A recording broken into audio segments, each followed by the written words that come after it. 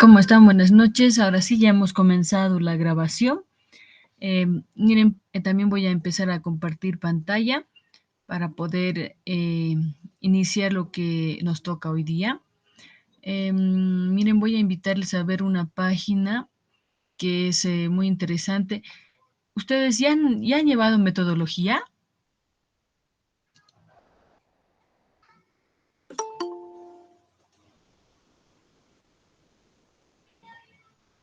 Sí, generalmente este suele ser últimos módulos y no sé si ya han llevado metodología, estadística.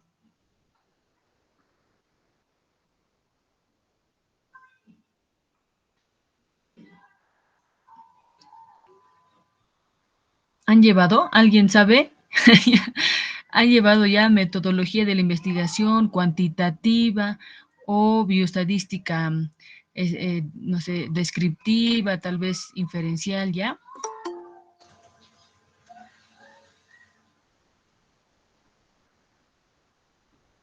Bueno, entonces miren, les voy a mostrar una página que personalmente me gusta, es fisterra.com. Y en esta página es en español, es de España justamente, y tiene varios recursos. Aquí les había mostrado también lo del Vancouver, ¿no? Lo del estilo Vancouver para poder hacer, porque no siempre sabemos cómo citar un CD, un documento o un artículo de periódico, una tesis, entonces también nos ayuda para eso. Pero en esta oportunidad, bueno, vamos a ver un poquito sus opciones. Tiene interesantes opciones, pero yo creo lo más, no todo está disponible. Hay cursos y cosas que solo son después de una suscripción o para una determinada institución, digamos, pero lo demás es libre. Miren, aquí pueden buscar guías clínicas. Esto en nuestro medio nos falta, ¿no? Les decía, no es un sueño, sino que deberíamos tener. Ese simplemente, en cierta forma lo tenemos como instructivos, ¿no? Pero que tienen que estar bajo evidencia. Eso faltaría, ponerle a cada uno de ellos su nivel de evidencia, digamos, paciente con, o sea, intoxicado por órganos fosforados, hacer primero esto, después, si tiene esto, proceder a dar esto, como un algoritmo, ¿no? Pero, o sea, sí tiene, hacer lo siguiente. Si la opción es no, hacer lo siguiente. Pero todas estas opciones tienen que estar bajo evidencia, ¿no? Ahora, eso sería en cuanto a las guías clínicas, si desean ver las que están disponibles aquí.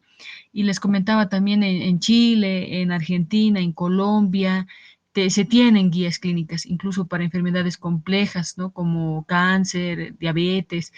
Entonces, esto es a nivel nacional. Es como una guía que no solamente me dice qué hacer, sino es una guía para comprar los insumos también. Si ya he definido que para diabetes necesito esta última insulina, digamos, eso tendría que tener en mi centro de salud, en mi stock, ¿no? Como insumo. Entonces, de eso se trata también, de uniformar procedimientos y tener a disponibilidad para todos esos los que se recomiendan en esas guías clínicas. Aquí tenemos en otra de sus pestañas, miren, también me permite hacer cálculos, hay algo de atención primaria, información para pacientes que ya está traducido, ¿no? Ahora los pacientes vienen con todo, ¿no? Ya tienen conocimiento de qué va a hacer, qué tiene, por qué, y ya vienen y quiero que me den este medicamento, ¿no? Entonces se puede aprovechar también porque no siempre la información es 100% fidedigna para ellos. Y aquí lo traducen para eh, que no tenga tantos tecnicismos, ¿no? Para los pacientes. En relación a los medicamentos, aquí también hay información sobre medicamentos. Aquí está. ¿No? Y lo que me interesa, bueno, algunas herramientas, y este es el acápite que me interesa, ¿no? Como les decía, aquí hay cursos, los cursos no siempre son accesibles solamente para España o Europa, no para nosotros, pero algunos sí, ¿no? Entonces habría que ver. pero nos interesa este acápite de metodología de la investigación. Vamos a aprovechar por sus calculadoras, ¿ya? Entonces aquí me voy a entrar y nos ofrece una gama de todos los temas. Miren, son 35 documentos, todos con sus enlaces, y varios de estos tienen sus calculadoras. Entonces aquí, miren, vamos a aprovechar, bueno, algunos ya están, miren, incidencia, prevalencia, ya hemos visto, los tipos de estudios epidemiológicos también, aquí pueden encontrar más información. Ahora bueno, también está factores de riesgo, factores pronósticos que ya hemos visto. Ahora nos toca ahora ver lo de tratamiento y diagnóstico. Lo de tratamiento, miren, aquí vamos a ver dos que están relacionados, el número 8 y el número 10.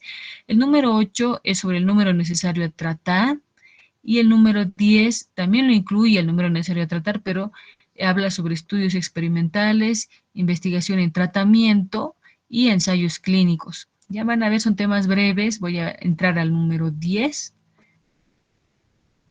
Y se acuerdan que les he mencionado, ¿no? El riesgo relativo, reducción del riesgo relativo, reducción absoluta del riesgo y número necesario a tratar. Esos son los que tenemos que buscar como medidas formas, cálculos que me ayudan para mostrar, ¿no?, mis resultados en tratamiento. Aquí me hace un punteado de lo que está contenido aquí, qué es un ensayo clínico, consideraciones metodológicas, cómo se hace el protocolo, justificación, tipo de ensayo, selección de los sujetos, descripción del tratamiento, desarrollo del ensayo, acontecimientos adversos, aspectos éticos, consideraciones prácticas y bibliografía. Bueno, esto tienen un decreto específico para España, y aquí está su calculadora, ¿no? Y bueno, aquí tenemos en realidad dos, que ¿para qué nos van a servir estas calculadoras? Para poder calcular estos que les decía, ¿no? Riesgo relativo, reducción del riesgo relativo, reducción absoluta del riesgo y número necesario a tratar. Aquí está la información sobre el ensayo, ¿no? Básicamente es un estudio experimental, es una cohorte, ¿no? Pero en vez de ser observacional, es experimental. Siempre va a ser prospectiva, no existen experimentos retrospectivos, ¿no? Aquí está el punteado que tiene que tener un ensayo clínico. Esta cohorte la diferencia con los observacionales es que tiene una intervención en vez de una exposición, ¿no ven? Y tengo que hacer igual mi tabla de 2 por 2. Entonces aquí está describiendo brevemente las cosas que menciona, ¿no?, arriba: consideraciones éticas, valoración de un ensayo, y al final nos da un ejemplo, ¿no?, sobre un documento, y aquí está la información básica, y aquí tenemos lo que tenemos que calcular, ¿no? Entonces aquí de forma manual ya podemos hacer incluso el riesgo relativo, y de ahí los complementos, ¿no?, que en realidad estos podemos nosotros elegir cuál sí y cuál no. No es necesario que todos estos estén presentes en ensayo clínico, pero por lo menos uno de ellos, ¿no? Va a encontrar en los ensayos suelen estar uno o dos de ellos.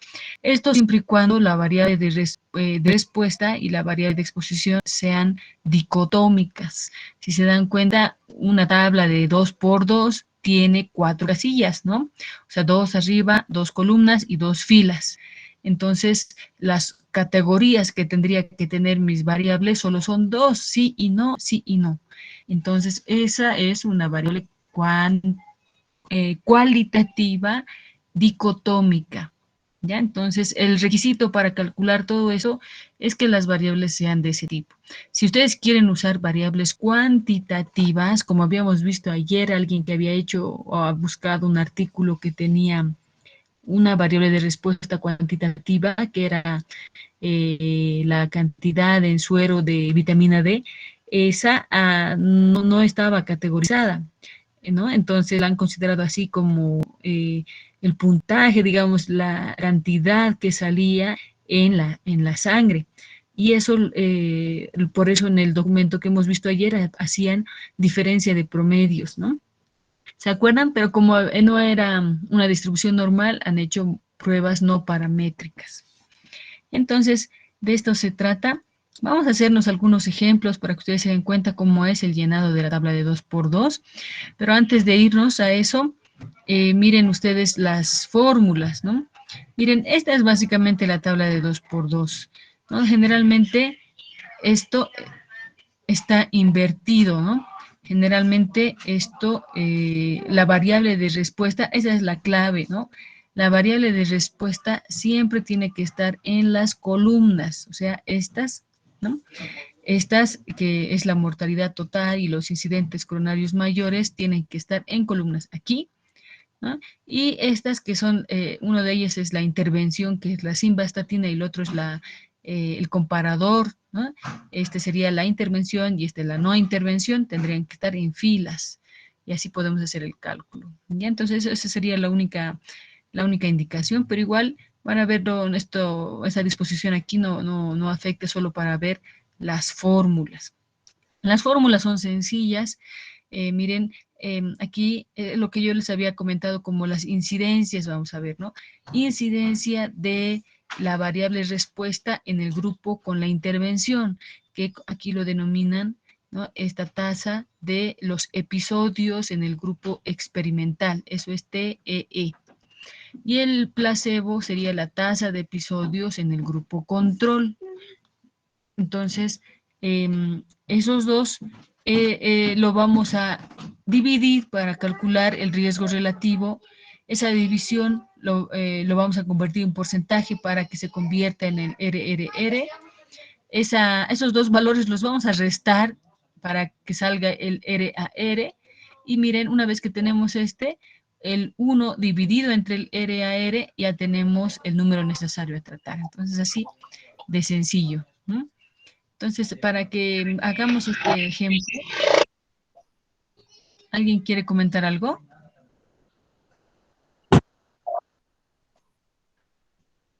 Ya. Entonces nos vamos a ir primero haremos, a ver, puede ser este mismo ejemplo o nos vamos a inventar, también podemos hacer las dos, ¿no? Entonces lo vamos a ubicar en una tablita de 2×2, así como tendría que ser, ¿no? Entonces miren, me voy a ampliar esto un poquito y vamos a usar el Excel. Entonces esta va a ser así la voy a pintar para que sea más visible. Esa va a ser nuestra tabla de 2×2, ¿ya? Tabla de 2×2 o tabla epidemiológica.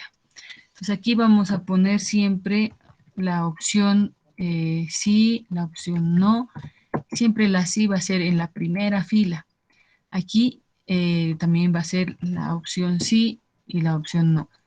En las columnas siempre tiene que ir la variable, aquí le vamos a combinar, de respuesta. Esto sirve para cualquier tabla, ya sea caso control, ¿no? Siempre va a ser la variable dependiente, si quieren, ¿no? O la variable de respuesta. Y en este lado vamos a tener la variable en este caso, intervención, ¿no? Entonces, intervención. Entonces, nos vamos a inventar. No, mejor haremos primero el ejemplo y después nos vamos a inventar eh, varios otros ejemplos, ¿ya? Esa va a ser nuestra tablita. Entonces, en este caso, aquí es la simvastatina, ¿ya? Esa es la intervención y la no intervención es placebo, ¿no? Entonces, al tener esto, es un estudio de no inferioridad, ¿no? ¿Se acuerdan que cuando hablábamos de los estudios de ensayos clínicos, hay tipos de ensayos clínicos?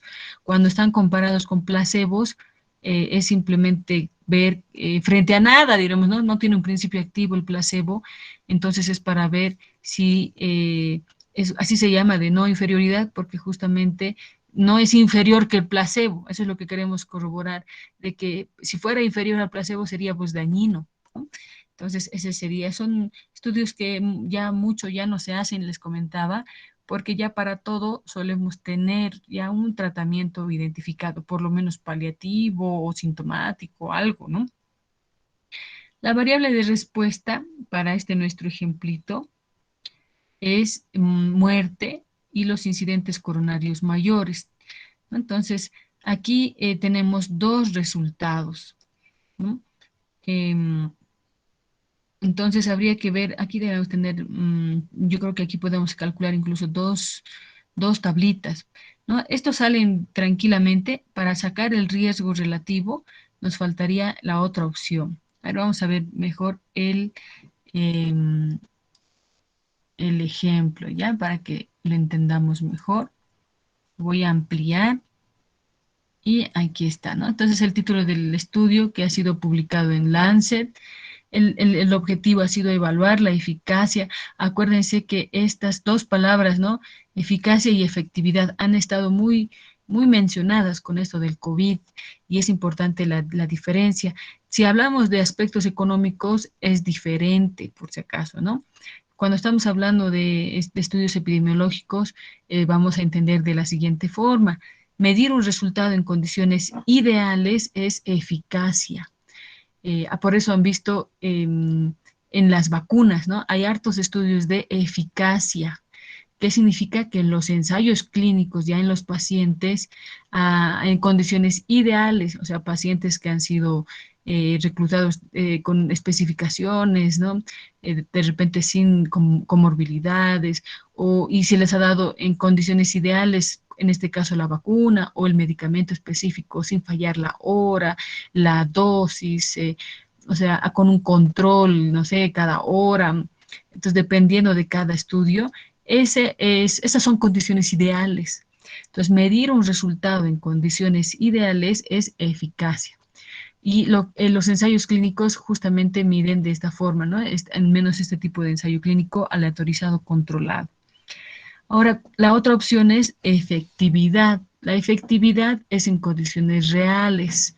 Esto puede medirse también con ensayos clínicos, por ejemplo, el ensayo de campo o el cuasi experimental de antes y después, ya no es tan, no sé, con tantos cuidados como este, y ese podría medirnos efectividad.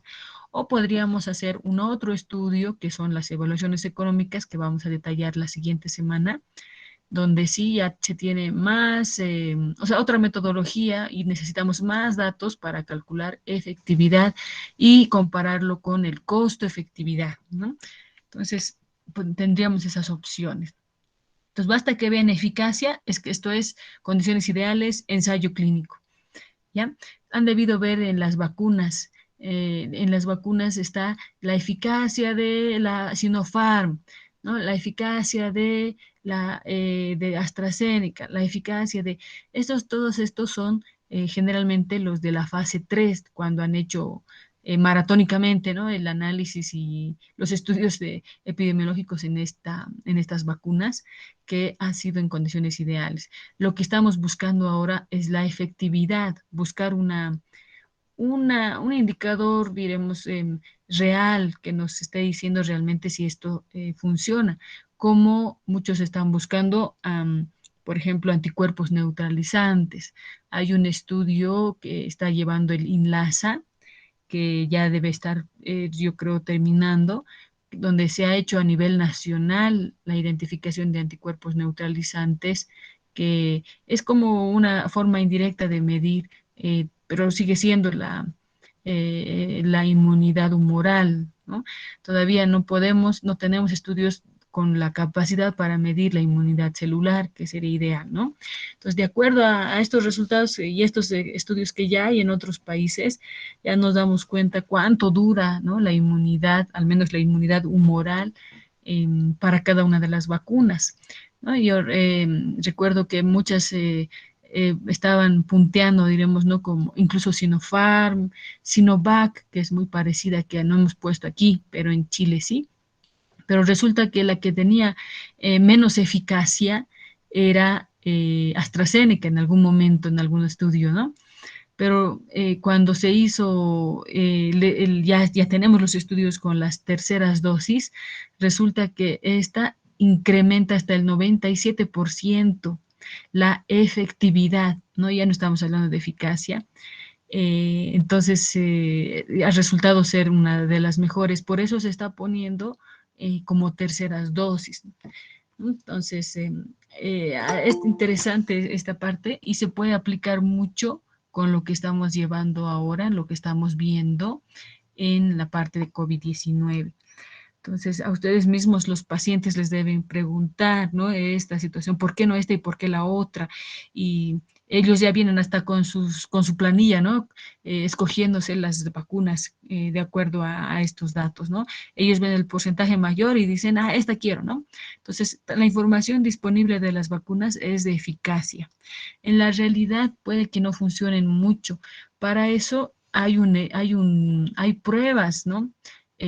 Pruebas teóricas, diremos, simulaciones. Estas simulaciones se denominan generalmente, son pruebas de sensibilidad. ¿Qué significa? Testear, ¿no? Una situación simulada extrema y ver si ese resultado se mantiene. Hago otro escenario, una simulación extrema al otro lado, al otro extremo, y vemos si estos resultados se mantienen. Eso es lo que hacen, por ejemplo, en las revisiones sistemáticas.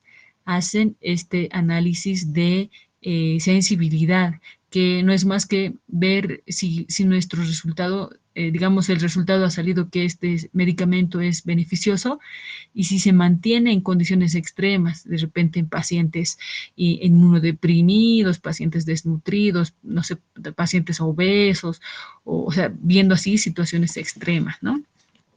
Entonces, de eso se trata para aprovechar esto. Y en este ejemplo que estamos viendo, está midiendo eficacia, ¿no? ¿Cuál es el resultado? Disminución de colesterol con simvastatina.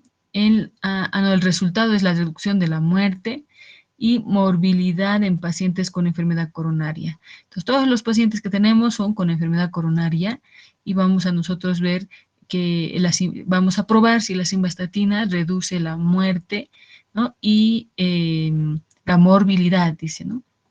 El diseño ensayo clínico controlado, aleatorizado, en dos ramas, generalmente son dos ramas, pueden ser más. Si yo quiero medir la simvastatina versus placebo versus otro medicamento, ya son tres ramas, ¿no? Mientras más ramas ustedes incorporen, más muestras se necesitan. Entonces, lo básico, lo que siempre se hace, lo que generalmente se hace, son dos ramas, una con la intervención y la otra sin la intervención. Se ha hecho a doble ciego versus placebo y se ha hecho el seguimiento de de 5.4 años. Entonces, los ensayos clínicos están en el top, ¿no? de la evidencia. Han visto, no sé si todavía han visto la presentación de la semana 3, donde al final se tiene una pirámide, ¿no?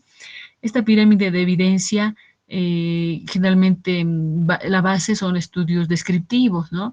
Como las series de caso, reporte de caso, y después va subiendo ya en estudios de casos y controles o revisiones sistemáticas de casos y controles, pueden ser también pruebas diagnósticas o revisiones sistemáticas de pruebas diagnósticas. Más arriba están las cohortes, los estudios de cohorte solitos, o sea, en base a pacientes, o revisiones sistemáticas de estudios de cohortes. Encima de toda esa parte observacional, viene los estudios experimentales, ¿no? Los ensayos clínicos. Y encima de esto, las revisiones sistemáticas de ensayos clínicos. Y como la punta están las revisiones sistemáticas con metaanálisis en red, ¿no? Que lo vamos a comentar también al final. Entonces, esa sería como la pirámide de lo que está, de todo el aporte de los estudios sobre la evidencia. Entonces, miren aquí, es un buen diseño, es uno de los mejores, pero como todo tiene limitaciones, suelen ser largos, miren, 5.4 años siguiendo a estos pacientes que han sido 4.444. Eso no es fácil, ¿no? Habría que ver cuántas veces los han seguido, cuántas veces han medido su colesterol, ¿no? Y ha sido durante 5.4 años. Suelen ser largos y costosos por la cantidad de pacientes, ¿no? Pero no siempre es así, dependiendo de las diferencias, nuevamente les digo, ¿no? Entonces, aprovechando o sea, una de las limitaciones, digamos, puede ser, les decía, el cálculo de tamaño muestral, ¿no? Pero aprovechando, vamos a ver rápidamente una herramienta que me imagino lo han visto también cuando estaban viendo metodología, ¿ya? Este se llama OpenEpi. Este es igualito que tiene una plantilla para cálculo de tamaño muestral que es igualita a la del EpiInfo, solo que está en línea. Esa sería la ventaja, ¿no? El EpiInfo igual es gratuito y lo tienen ustedes también en versión para celular, ¿no? Solo que hay que descargarlo. En cambio, este siempre está disponible porque está en línea. Entonces me voy a entrar a su menú. El OpenEpi también se puede descargar, ¿no? Si no lo quieren usar en línea o tal vez no lo tienen no tienen internet de forma constante, entonces se puede descargar también. No, miren, aquí está la opción para descargar, aquí al final. Entonces, ¿qué nos ofrece? Una serie de calculadoras. Miren, aquí están eh, la razón de mortalidad estándar, dice proporciones, tablas de 2 por 2, dosis respuesta. Hay otros indicadores también, aquí para casos y controles, pareados, que no hacemos muy frecuentemente, les decía, para pruebas diagnósticas también. Pero una de las cosas, digamos, más útiles es el tamaño de muestra que está aquí, ¿no?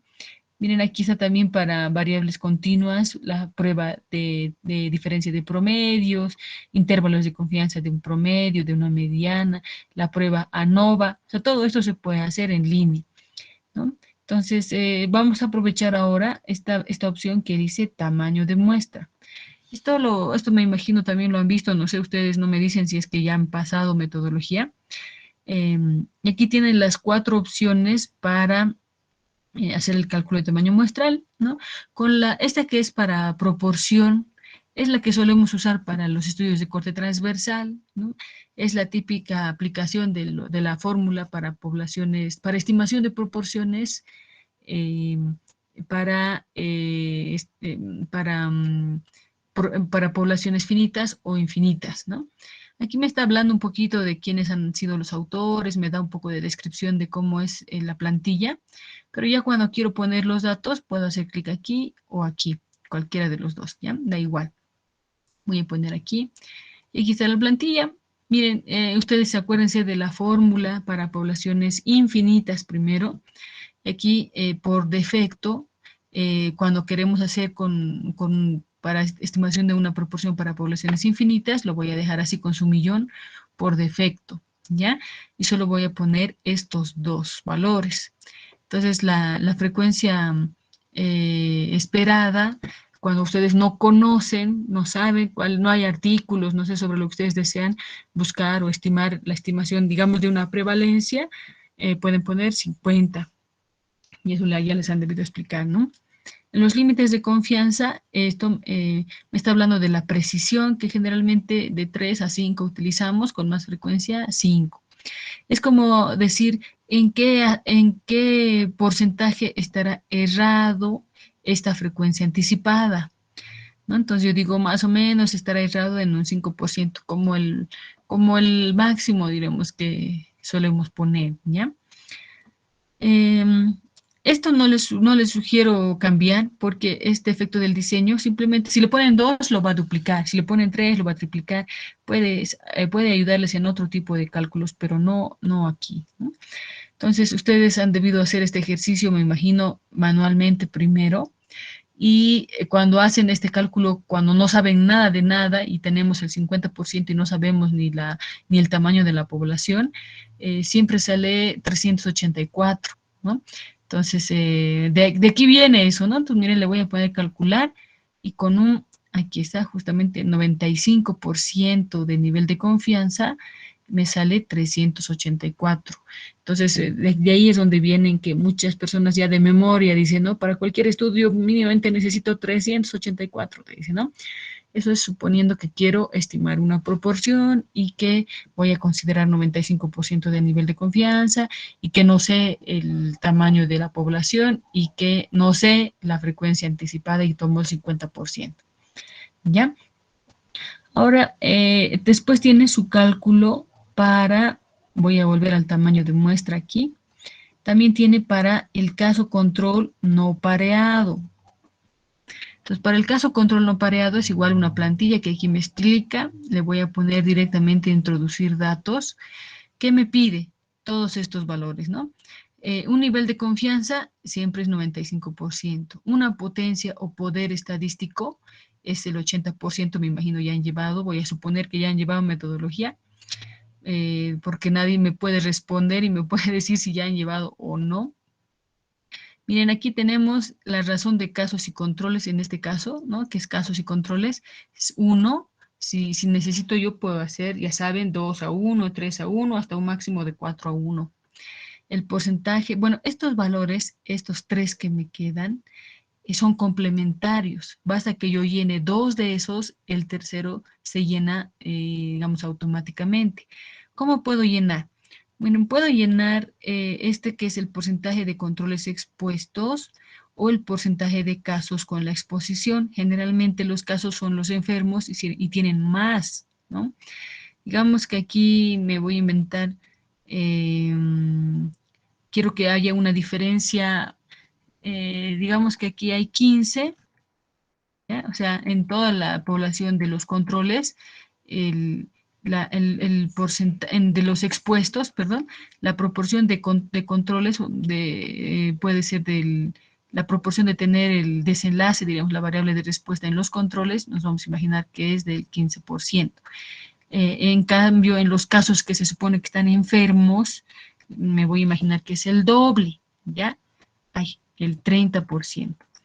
¿Ya? Entonces, miren, ya he llenado esto y voy a mover el cursor para que esto se autollene y tiene que ser 2, ¿no? Porque es el doble. ¿Ya? Entonces, o puede ser con decimales también la diferencia, ¿no? Miren, aquí está, me ha calculado 2.43.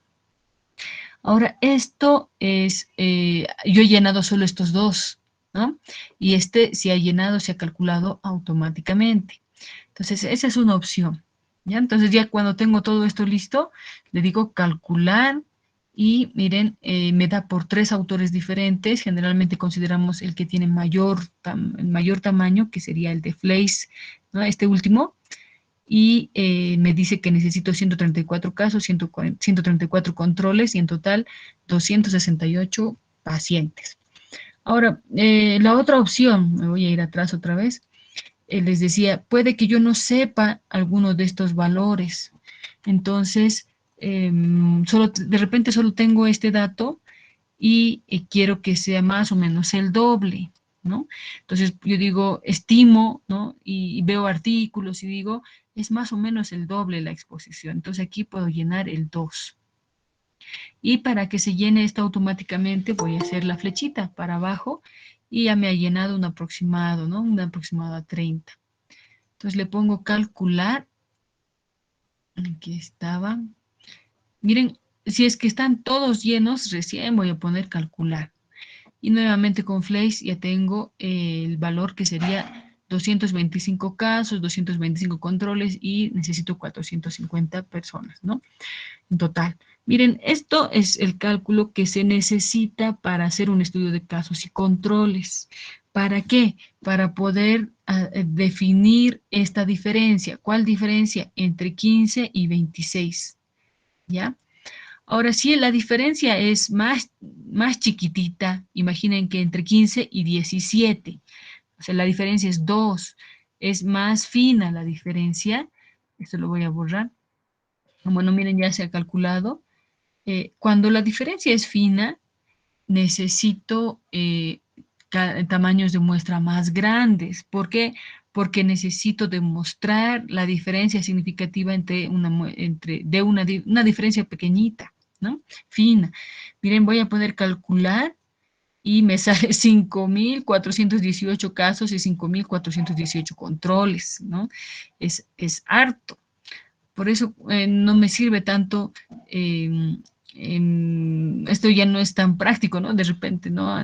Si ustedes son, no sé, coordinadores de un programa nacional o algo, tal vez sí sea posible, ¿no? Pero en general no siempre tenemos acceso a tantas personas. Ahora, si la diferencia es grande, a ver, una diferencia más grande, digamos de 15 a 40, ¿no? Esta es más obvia, esta diferencia. Miren, voy a hacer que se autollene, lo voy a subir mi cursor y ya es una diferencia casi de 4 veces, dice, ¿no? Entonces, esta diferencia es grande, es grosera, como les decía, para encontrar y poder buscar una significancia para una diferencia así grande, necesito muestras pequeñitas. Le voy a poner calcular. Miren, solo necesito 57 casos y 57 controles. Entonces, de esto depende el cálculo de muestra de un caso y control. Yo he visto muchos trabajos aquí en la unidad de posgrado donde tengo una mina, digamos, ¿no? Y tengo solo 50 mineros. Y voy a hacer un estudio de caso y control donde tengo 25 casos y 25 controles. Y cuando les pregunto cómo han hecho el cálculo de tamaño muestral, ellos dicen, no, es que no hay más mineros, ¿no? Eran todos los mineros. Entonces, en ese caso, miren, no puedo yo justificar de esa forma, ¿no? Sino, ¿qué sucede? Que no me es suficiente la muestra para demostrar esa diferencia. Entonces, aquí les va a salir, no se asocia, y no va a ser porque no se asocia en la realidad, sino que les ha faltado muestra para poder demostrar esa asociación. Entonces, si ustedes quieren hacer de esa forma, siempre consideren el cálculo de tamaño muestral, ¿ya? Entonces, después está para la cohorte, que es la misma plantilla, es solo que ya no hablamos aquí de casos y controles, sino hablamos de expuestos y no expuestos, ¿no? Miren aquí está, expuestos positivos, todo está con expuestos, ¿no? Y es prácticamente la misma plantilla, la misma idea. Y esta es la que se utiliza también para los ensayos clínicos.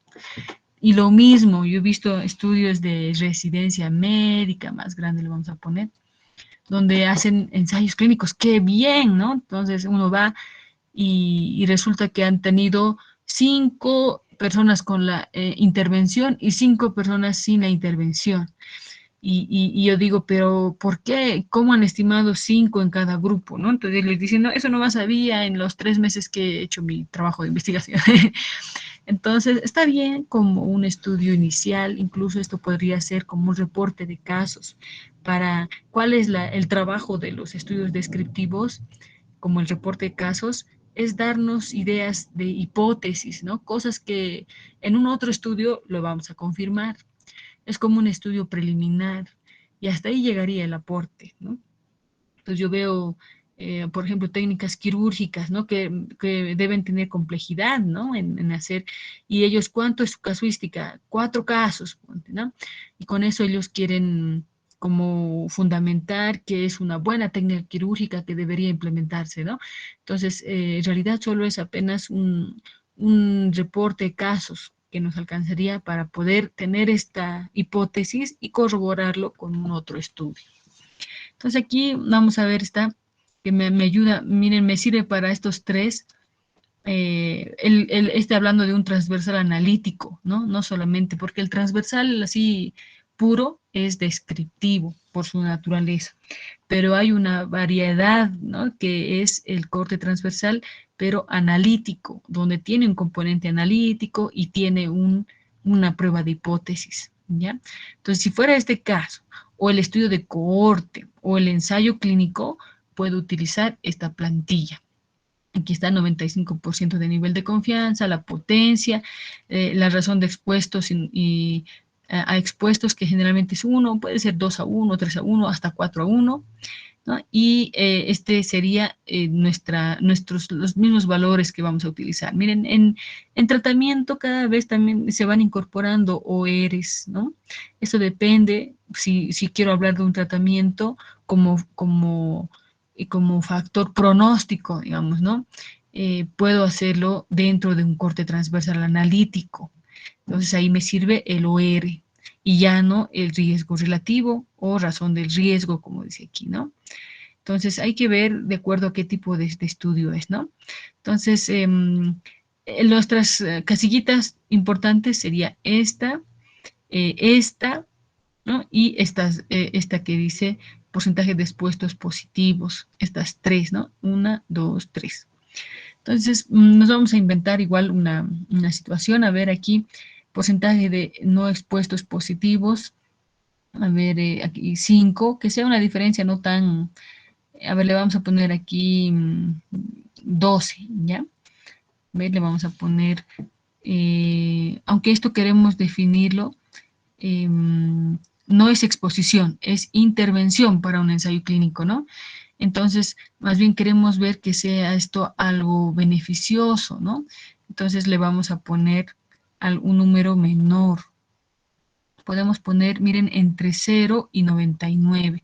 Le vamos a poner, a ver, vamos a jugar con 2, pese a que esto parece muy fino, ¿no? Muy pequeñito. Le pondremos un valor un poquito más grande aquí, digamos 8, ¿ya?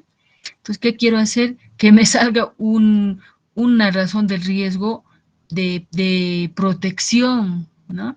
¿Por qué? Porque los ensayos clínicos son estudios cuyo resultado, cuya variable de respuesta suele ser algo negativo. Entonces, ¿qué tengo que demostrar? Que la intervención es un factor protector. Entonces, me tiene que salir pues un riesgo relativo menor a 1. Entonces, por eso es que le estoy poniendo así, ¿ya? Ahora vamos a poner, tal vez le he puesto valores muy bajitos. Ya me está diciendo el porcentaje con la enfermedad, dice, hay que hacerlo diferente, ¿ya? Entonces le vamos a poner, a ver, y de forma invertida le voy a poner, ¿ya? Igual nos va a servir. Aquí le voy a poner el 5. Y aquí le vamos, no, ¿cuál era? 8 era, ¿no? Así, aquí era 8. Y aquí era 3, creo que le hemos puesto, ¿no? Miren, me está saliendo 1 directamente. No tiene, ahora vamos a dar, le estamos dando la vuelta, un poquito más grande que sea. 12 y ese 3 que se quede. A ver, vamos a ver, calcular. Ya.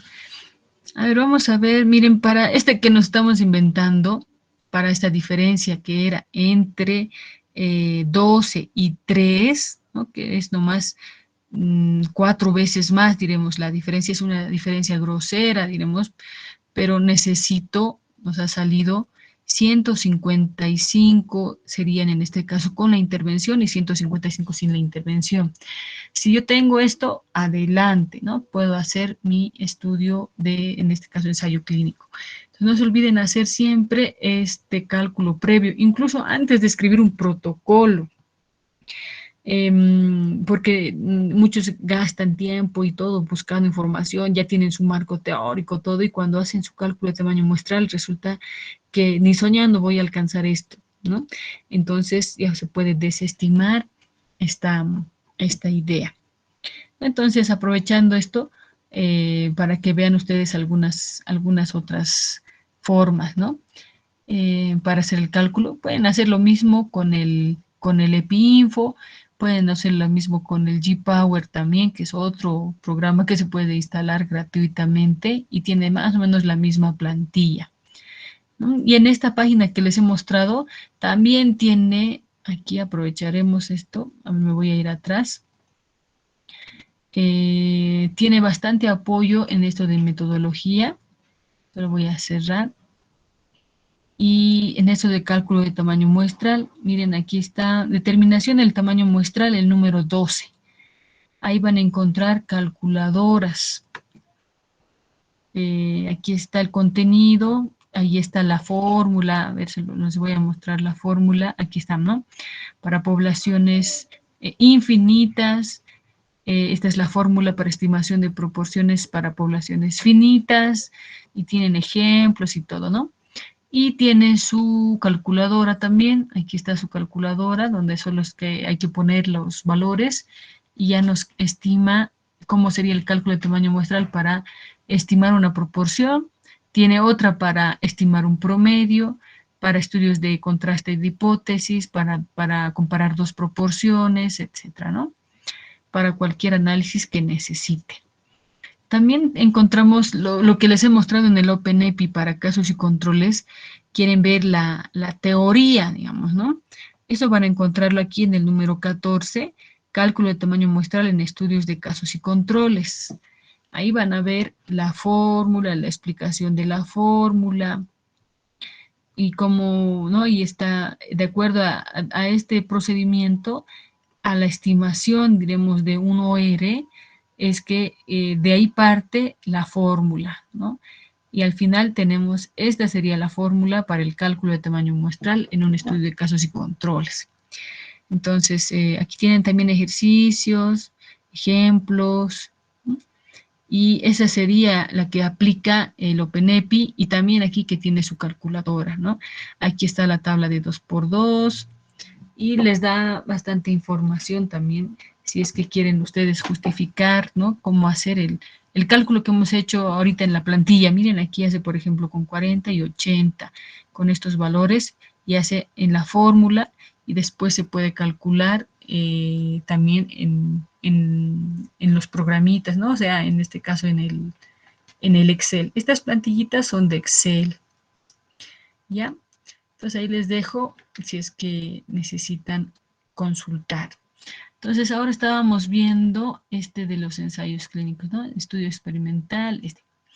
Entonces es importante ver esto del tamaño de muestra. También he visto muchos que hacen estudio de casos y controles en su tesis, ¿no?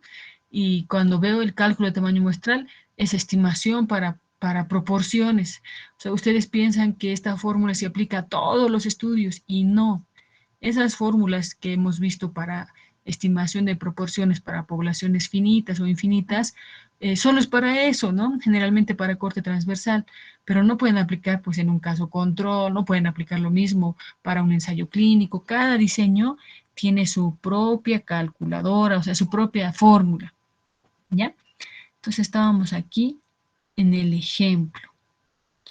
Ahí donde está, aquí, ¿no? Entonces aquí estaba mencionando el objetivo, esto, y son en Escandinavia, dice 95 centros médicos. Miren, aquí somos muy egoístas también para hacer estudios multicéntricos.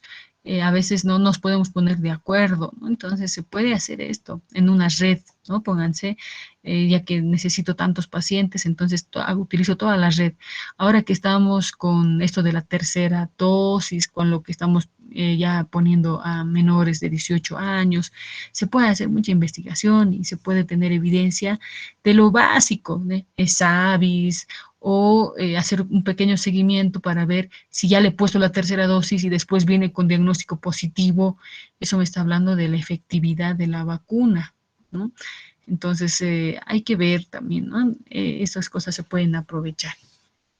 Entonces dice que han estudiado esta cantidad de pacientes en esta edad, esta descripción de los pacientes con antecedente de infarto de miocardio y con su colesterol sérico de un promedio, de esto en milimoles, dice, ¿no?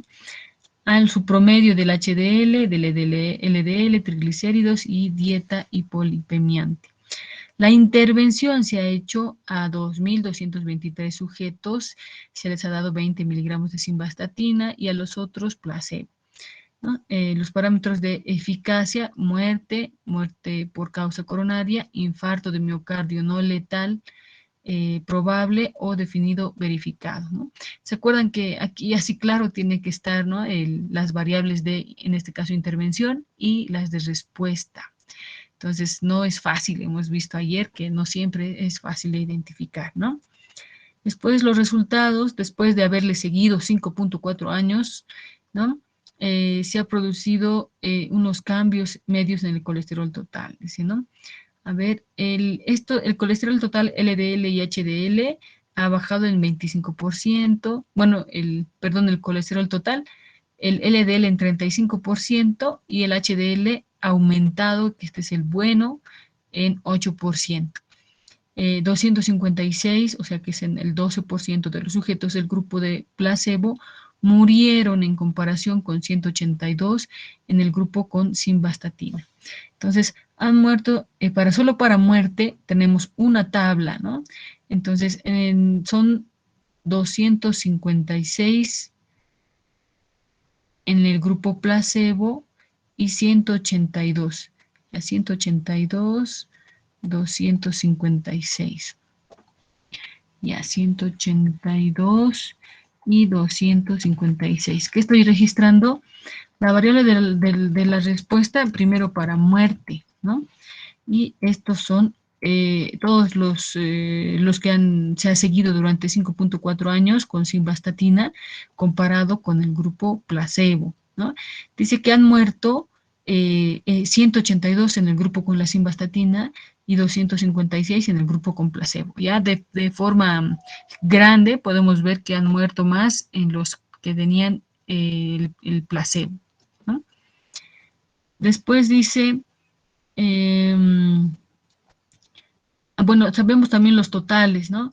2.223 con simvastatina, ya, 223 y 221, aquí, ¿no? 2.223 y 2.221.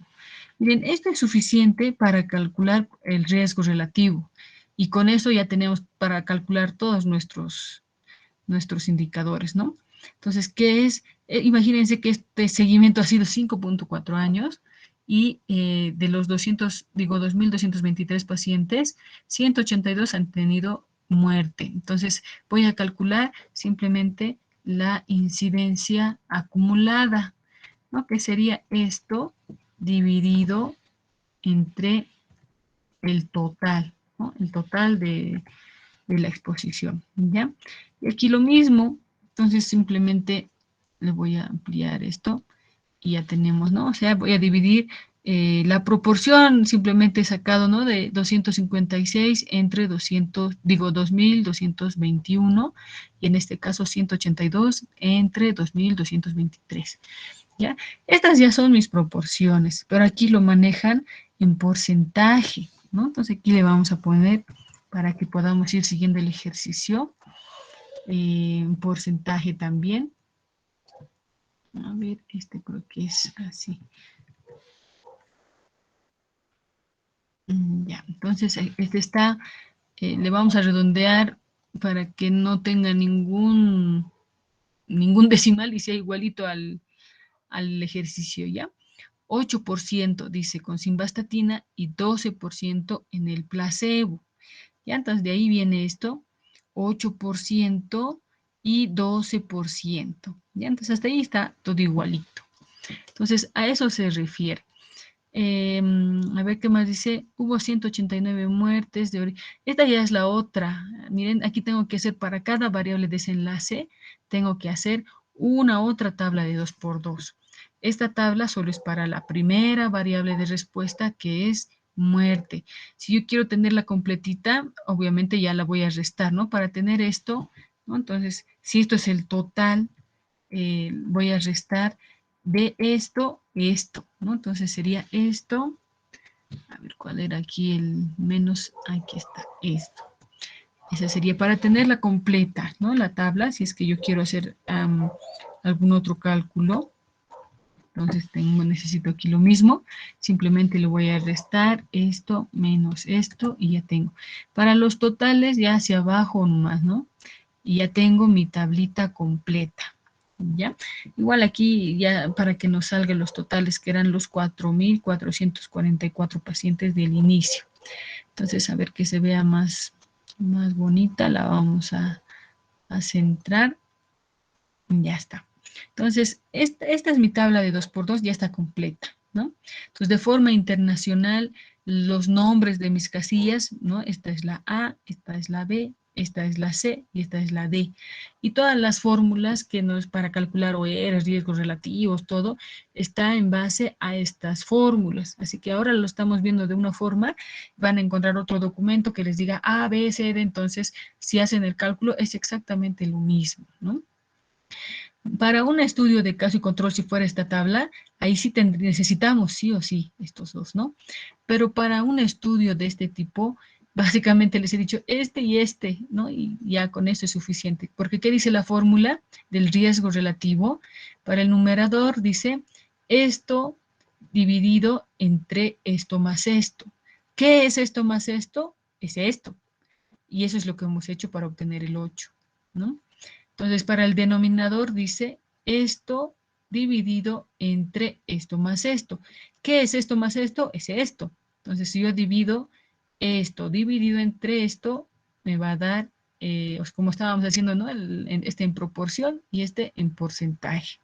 Entonces, la incidencia acumulada de la variable respuesta en el grupo con la exposición, con la intervención, perdón, es 8. La variable de respuesta la incidencia acumulada de la variable de respuesta en el grupo sin la intervención es esto. ¿Ya? Y ahí tenemos. Entonces, ¿qué dice la fórmula de riesgo relativo?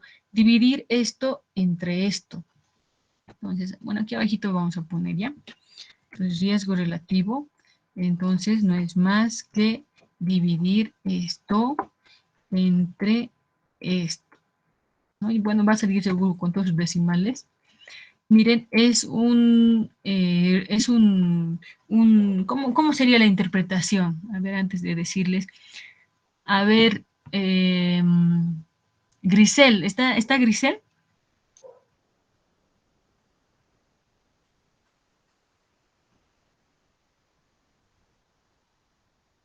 ¿No está Grisel? A ver, otra víctima. Entonces no está presente, ¿no? Grisel falta. A ver, está Janet Maidana. Son las 20 horas, 0 minutos. ¿Sí?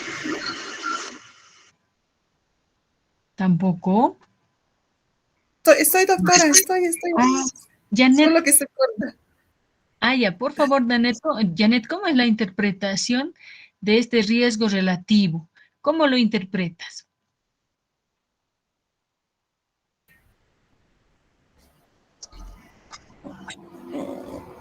No lo he entendido bien, doctora.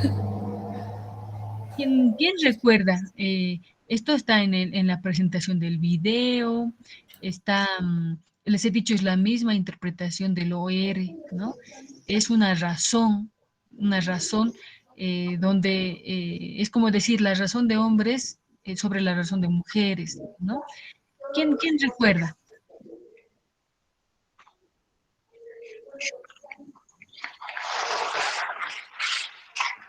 Lourdes, Lourdes quiere participar. ¿Doctora? Si Lourdes, usted está con el micrófono activo, adelante, por favor. ¿Cómo sería la interpretación? Como el riesgo relativo salió 7, lo que decía era que si es un valor mayor a 1, es un factor de riesgo que aumenta el riesgo de aparición en este caso, del riesgo de muertes. Ya, el resultado es 0,71. Ay, perdón, si yo vi el porcentaje. Ya, En todo caso, si es como este es menor a 1, se interpretaría como un factor protector que disminuye el riesgo del daño. sí, así es, Lourdes, ¿no? Entonces me voy a anotar un ratito. Lourdes. Es solamente eso, miren, gracias. Mayor a 1 es de riesgo, como lo ha dicho, menor a 1 es de protección. Este es 0,71, o sea, es menor a 1, ¿no?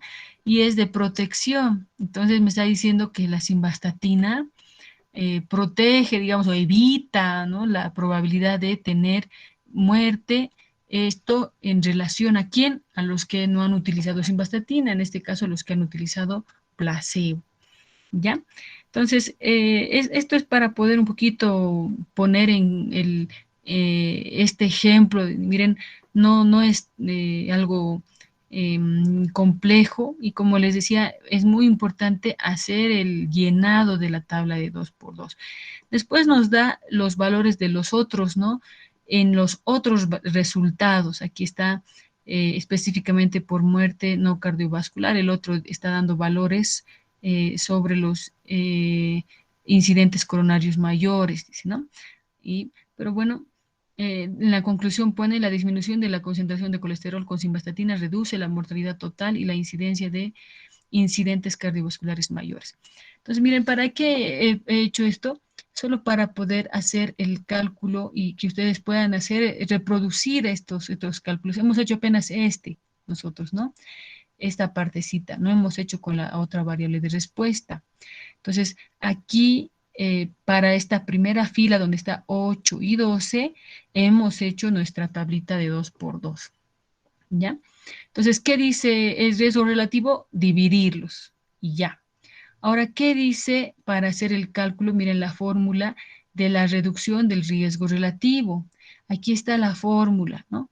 Entonces, esto es en los controles menos el otro que es con la intervención, y esto dividido entre lo que es entre los controles, ¿no? Entonces, aquí está la fórmula, 12 menos 8 sobre 12, ¿no? Entonces, y nos ha salido este resultado. Bueno, esto podemos multiplicarlo por 100 para que nos salga en porcentaje. Esta es reducción del riesgo relativo siempre es en porcentaje. Y aquí tenemos que ha salido 33%. Entonces, es otra forma de mirar esto. Yo puedo decir, la simvastatina reduce la posibilidad de muerte en 33%. Y eso es más entendible, ¿no? Que el riesgo relativo. Si yo le digo a alguien, a ver, esto significa que hay 0.71 la probabilidad de tener muerte en relación a 1 que sale con el placebo. Eso no se entiende, ¿no? Bien, no es fácil. Pero si yo le digo, la simvastatina reduce 33% la posibilidad de muerte, entonces se entiende mejor, ¿no? Entonces, para eso me sirve esta reducción del riesgo relativo. El siguiente, la reducción atribuible o absoluta, perdón, reducción absoluta del riesgo, no es más que la resta, ¿no? Entonces, he restado 12 menos 8, la que aparece como en el grupo control, menos con el grupo, la incidencia con el grupo con la intervención, o sea, 12 menos 8. Entonces, me sale que la diferencia es 4. Lo puedo también, como estos números ya estaban en porcentaje, miren, cuando yo utilizo proporciones como esto, necesito multiplicarlo por 100, ¿no? Pero aquí ya lo hemos multiplicado por 100. Por eso ya no ponen esta formulita, por ejemplo, la reducción del riesgo relativo por 100, ¿ya? Entonces, el restarlos, ya estoy determinando la reducción absoluta del riesgo. Y no es más que la diferencia. Yo puedo decir, esto es del 4% la diferencia. Comparo con otro estudio que me sale el 8%. Yo digo, ah, no, este otro tiene mayor diferencia, ¿no? O sea, la diferencia es más grande. Comparo con otro estudio que me sale el 12%. Ah, digo, ah, no, este es más grande. O sea, este valor no tiene un punto para comparar como el 1, así, ¿no? Simplemente me sirve para comparar de un estudio a otro y ver el tamaño de la diferencia entre estos dos. Y finalmente, el número necesario a tratar, aquí está su fórmula, 1 dividido entre la reducción absoluta del riesgo. Si era 4, entonces aquí ya teníamos el denominador, ¿no? de esta fórmula. 1 entre el denominador me sale 25. O sea, yo necesito que para evitar un evento, o sea, una muerte, necesito tratar 25 pacientes con simvastatina. Y eso también no hay un punto para comparar y decir de tanto a tanto es malo, ¿no? Sino que me sirve para comparar de estudio a estudio. Aquí, por ejemplo, para evitar un incidente coronario mayor, tengo que tratar a 11 pacientes, ¿no? Entonces, esto hasta me puede ayudar en mi planificación, más o menos, ¿no? Si es que esto fuera una enfermedad muy frecuente. Entonces, han visto, son fórmulas sencillas y todas ellas son de fácil cálculo. Básicamente hay que estimar ¿no? Para el examen yo les voy a dar un planteamiento y ustedes tienen que llenar esta tabla, ¿no? Si yo les digo, por ejemplo, en un estudio donde nos vamos a inventar que la intervención, a ver, lo vamos a copiar de aquí, nos vamos a inventar que la intervención es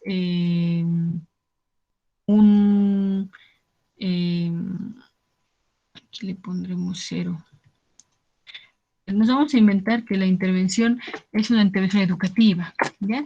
Entonces, que sea integral, una intervención educativa integral sobre diabetes, ¿ya? La variable de respuesta que sea nos vamos a imaginar algo negativo también, ¿ya? Que sea complicaciones, digamos, nefropatía. Nefropatía. Ya nefropatía sí, hay aquí nefropatía no. ¿No? Entonces aquí tengo, el otro es el tratamiento convencional que de repente se hacía con consejería solamente, ¿no? Entonces yo les puedo decir en el enunciado, el, les voy a dar datos parciales aquí, ¿no? Entonces yo les puedo decir, se hace un estudio de ensayo clínico donde se tienen, eh, digamos, 110 pacientes con la intervención y la relación de expuestos con la intervención y sin la intervención es de 1 a 1, ¿ya? Entonces la relación, aquí nos vamos a anotar, de 1 a 1. Después les voy a decir la frecuencia de la variable de respuesta de tener nefropatía después de un año, digamos, en los pacientes con el tratamiento integral, digamos que ha sido de 3. ¿No? Y en el otro grupo ha sido, en el grupo del tratamiento convencional, ha sido, digamos, de 5, ¿ya? Con esos datos, ¿cómo tengo que llenar mi tabla de 2 por 2? Miren, ahora lo voy a hacer, pero más o menos así van a ser las preguntas para la evaluación final. Entonces yo digo, a ver, es 110 los con la intervención. Con la intervención, 110. Aquí tiene que ir el total. ¿No ven? Muy bien. Ay, después me dice, aquí está. Después me dice, necesito una relación de 1 a 1.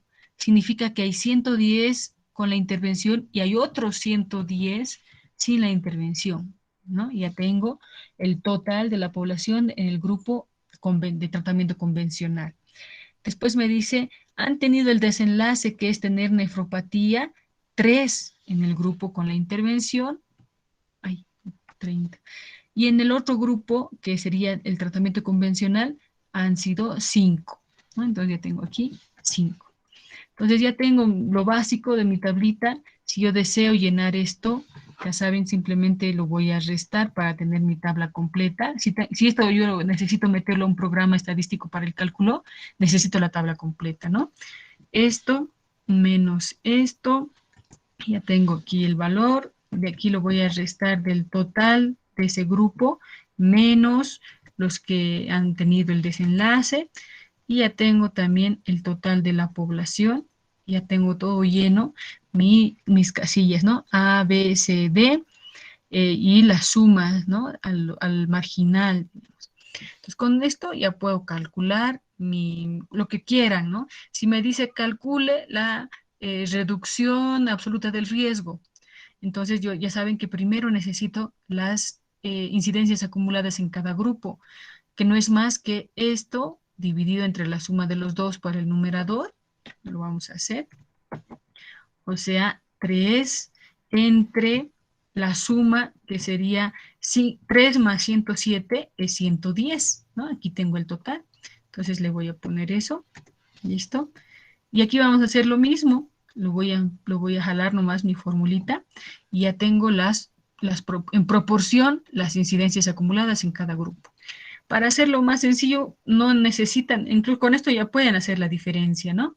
Y después multiplicarlo por 100, o si gustan, como hemos hecho en el ejemplo anterior, lo voy a manejar en porcentaje para que sea, ahí donde está mi porcentaje, o digo, aquí está, esto por 100, y ya tenemos en porcentaje, ¿no? Entonces ya tenemos, bueno, le voy a quitar también sus decimales para que no se vea un número tan feo. Miren, en porcentaje como es 110, es casi lo mismo, ¿no? El valor. Entonces, estas serían mis dos incidencias como aquí. Y si me dice reducción absoluta del riesgo, no es más que la resta. 5 menos 3, 2. Y 2% es la respuesta cuando les pido la reducción absoluta del riesgo. Les pido riesgo relativo. Entonces, no es más que la división. La división de ¿no? Ay, perdón, aquí tenía que ponerle igual. Le voy a quitar esto. Aquí le pondremos, ¿ya? Entonces, para dividir, tengo que primero es siempre en el numerador, con la intervención, dividido entre el otro valor. Y este sería mi riesgo relativo, ¿no? 0.6. Si yo les digo, necesito el número necesario a tratar, entonces, ¿cómo es? Aquí me voy a fijar, ¿no? El número necesario a tratar dice 1 entre la reducción absoluta del riesgo. La reducción absoluta del riesgo era la resta. Aquí 5 menos 3 es 2. Entonces, ¿cuánto sería la reducción absoluta del riesgo? Sería 1 entre la diferencia que era 2, ¿no? Entonces, está en, mi casilla está en modalidad de fecha. Ya le voy a poner otra vez. Entonces, mejor le pondremos esto. Le voy a poner la fórmula. ¿Ya? Así. Entre 5 menos 3. Este menos este y listo, ¿no? Ay, no, le cambiaré nomás aquí la celda.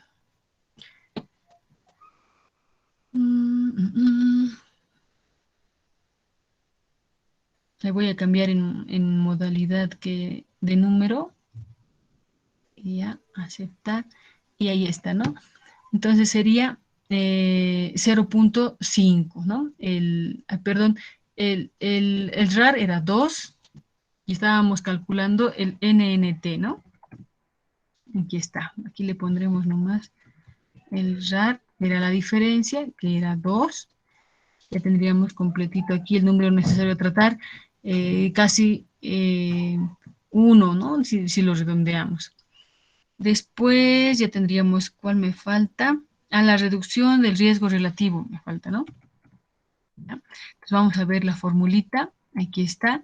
Reducción del riesgo relativo o reducción relativa del riesgo es la diferencia entre el valor en el grupo control. Entonces le vamos a poner aquí. Entonces le vamos a poner igual. La diferencia, que sería esto menos esto. Vamos a poner nomás así. ¿Ya? Y todo esto entre, aquí me olvidé poner el paréntesis, ¿ya? Esto entre el valor del grupo control, que sería 5. Lo puedo poner también con la formulita, ¿no? Y ahí está. Esto me olvidé, como estaba este ya estaba este ya está en porcentaje, ¿no? Es bien bajito el beneficio en este estudio, ¿no? Aquí, miren, el beneficio es mucho mayor. Aquí es bien bajito el beneficio, porque este ya está en porcentaje, ¿no? Entonces, reduciría en 0.36, o sea, ni siquiera 1%, ¿no? Entonces, si comparamos este con el otro, si fuera esto real, eso tendría mucho más, demuestra tener mayor beneficio, ¿no? Si calculamos sus intervalos de confianza, yo creo que este va a salir, ¿no? Significativo, ¿ya? Además, estos valores son pequeñitos. Acuérdense que para poder hacer un riesgo relativo, debería yo calcular primero si se asocian estas dos variables. Y como son cualitativas, el primer paso es hacer una chi cuadrado. Cuando tenemos casillas, aquí seguramente, ¿no? Su valor esperado, estos son los valores observados, ¿no? Si calculamos los valores esperados, con seguridad que aquí van a salir estas dos casillas con valores menores o iguales a 5. Entonces, necesitaría utilizar una prueba exacta de Fisher, ¿no? Y ya no una chi cuadrada. A ver, haremos en su calculadora. Hemos hecho de forma manual. Ya nos hemos inventado 2 estudios, llenando la tabla de 2×2. Esto para poder ejercitar que ustedes llenen sus tablitas, porque de esta forma van a haber preguntas también en la evaluación. A ver, aprovecharemos su calculadora. Aquí, miren, tiene 2 calculadoras. A ver, vamos a entrar a este. A ver, en español le vamos a poner. Miren, aquí solo tengo que poner los valores, ¿no? Miren, aquí está hay que tener mucho cuidado. Miren, aquí está el mal resultado, el buen resultado, la nueva, o sea, la intervención aquí y aquí el grupo control. Entonces, a ver, le vamos a copiar aquí el mal resultado. A ver, me voy a ir al primer ejemplo. El mal resultado es este, ¿no? Entonces, en el grupo con la intervención es 182. Entonces, el mal resultado en el grupo con la intervención es 182, ¿no? En el grupo control es 256. Entonces, le vamos a poner 256. Aquí, miren, necesito para llenar aquí mi tablita, ¿no? Entonces, el buen resultado, diremos, aquí, que no haya tenido la muerte en el grupo con la intervención es 2041. Aquí vamos a poner 2041. Y en el otro grupo es 1965. 1965. Ya, entonces aquí, bueno, no hemos tenido perdido, valores perdidos, o sea, personas que hayan dejado el seguimiento. Este es un estudio teórico, ¿no? Porque les he dicho, en la vida real sí se pierden los pacientes, ¿no? Estos yo creo que, mm, a ver, me voy a tener que llenar sus valores, o me lo va a llenar. Ah, me lo ha llenado, miren, mis totales. No hemos tenido pérdidas, y aquí tenemos los 2.223, 2.221, ¿no? Ya me está diciendo los resultados, ¿no? La reducción absoluta del riesgo, 3.34, el número necesario a tratar, 29, y eso ya lo sabíamos, estaba esto aquí, ¿no? Estaba aquí en la parte inferior de nuestro ejercicio. Nosotros solo hemos calculado el riesgo relativo. Aquí ya sabíamos que el 33% era el RRR, el RAR es 4% y el número necesario a tratar, aquí me sale 25. ¿Aquí cuánto me ha salido? Ah, no ha calculado. Ah, sí, 29.9 ha calculado el número necesario a tratar. Ya vamos a ver. Aquí hay que ver. Aquí lo bueno es que salen también sus intervalos de confianza, ¿no?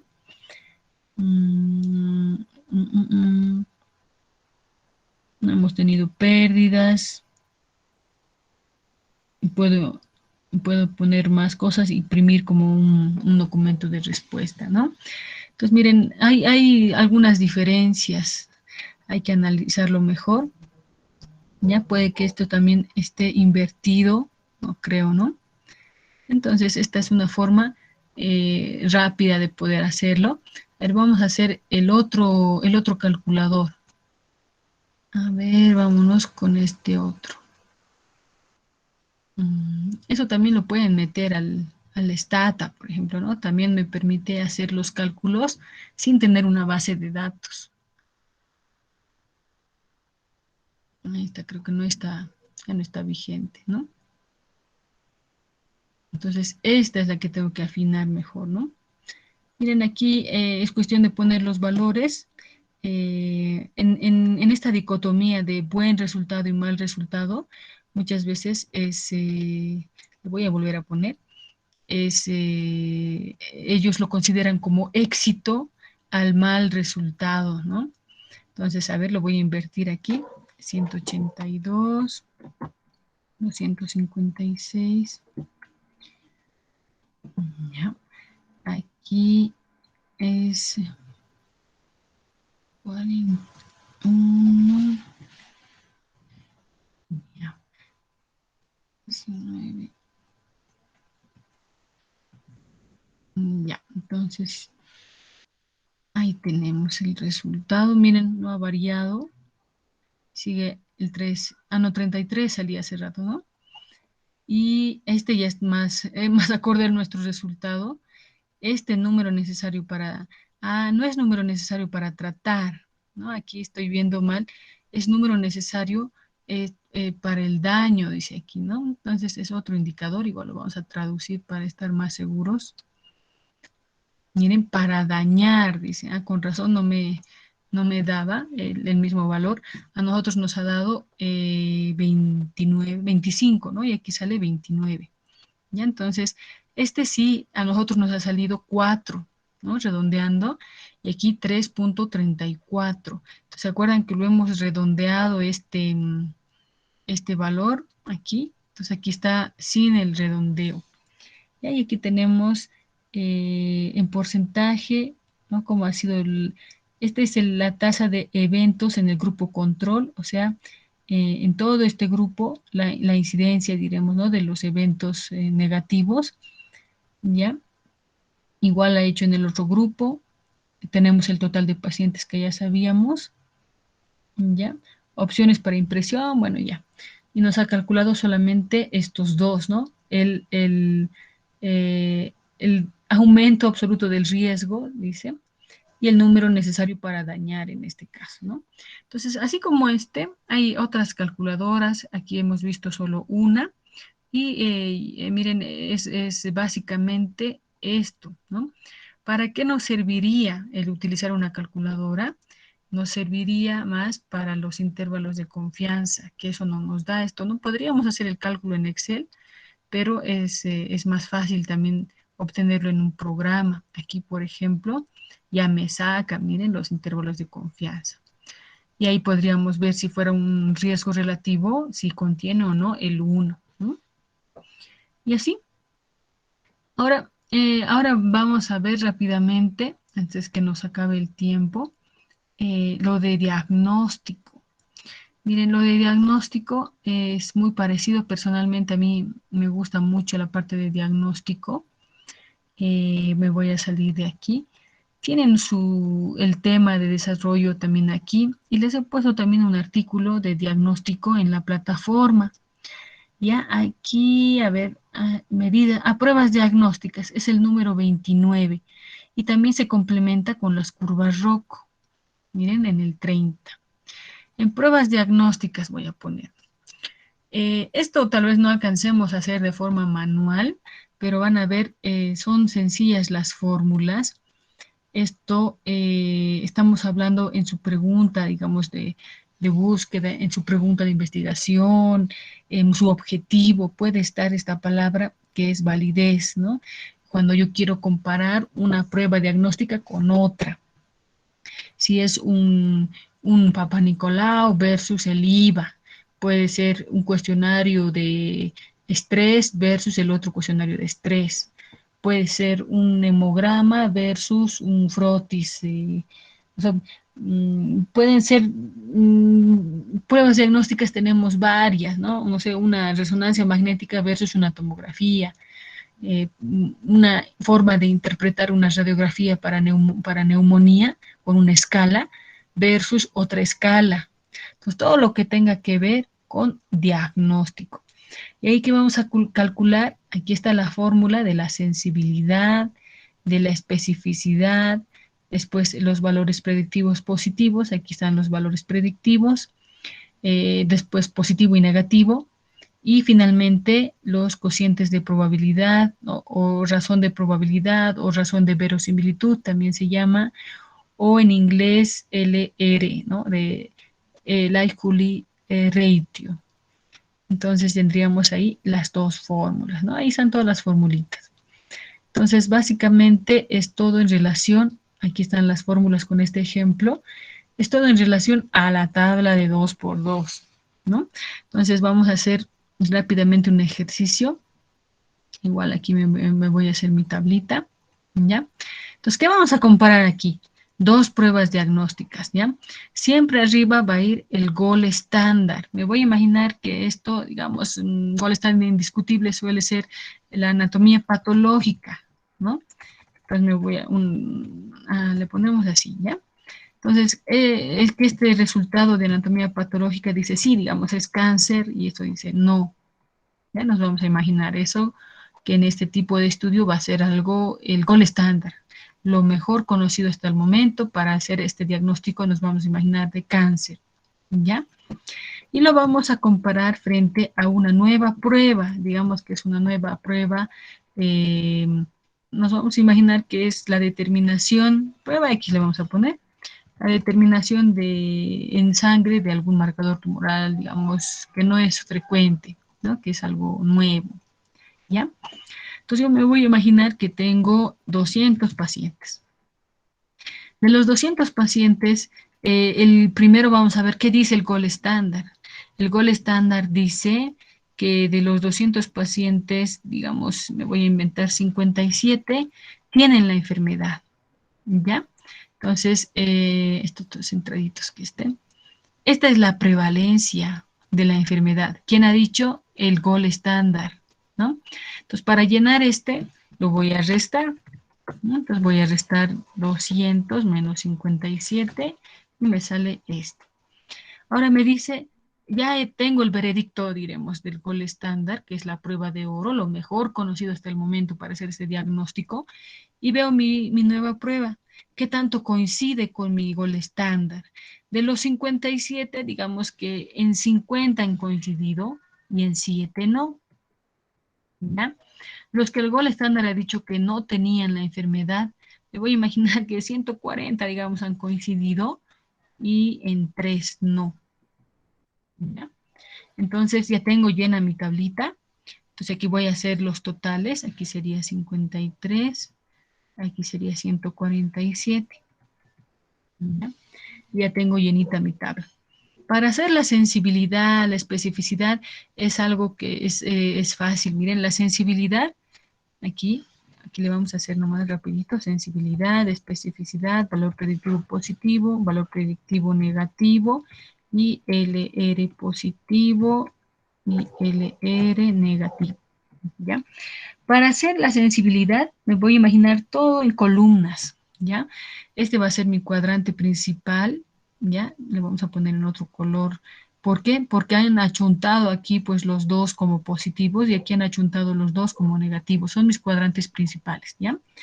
En columnas, para la sensibilidad, ¿no? Es esto, el cuadrante principal, entre la suma de los dos, ¿no? Por 100. Entonces aquí le pondremos nomás ya por 100. Y aquí tengo ya que la sensibilidad de mi prueba es del 87%, ¿ya? La especificidad es lo mismo, ahí, pero voy a ver cuadrante principal entre el total de los dos, ¿no? O sea, esto entre esto, ay, perdón, por 100. Todos estos son en porcentajes.